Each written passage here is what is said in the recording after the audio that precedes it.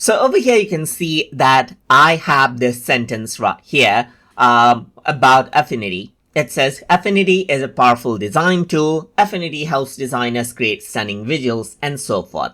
But let's say I want to change the word Affinity with the word Canva.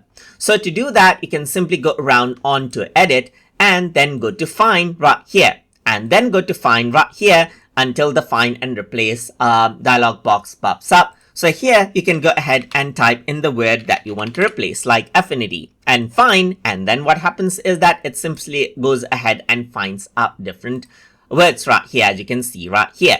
But I want to replace it with the word, let's say for example, like let's say Canva right here. So you can replace, and then you can see that that Affinity is replaced. Click on replace and that gets replaced as well. But if you want to replace out all, then you can replace out all right here, just like this. So you can see that this is the scope right here. As you can see, like you can search in a specific section or a specific spread or page. In my case, I'm just searching for the entire document, so it'll search out the content in the entire document itself. So you can see that there's more option as well, like you can even select out specific styles right here. Let's say now I want to go ahead and replace out the word Canva with the word Affinity right here, but I want to apply specific style to it, that is format as well. So now I'm going to say strong character format right here. You can go ahead and apply this out. You can go ahead and apply certain format as well.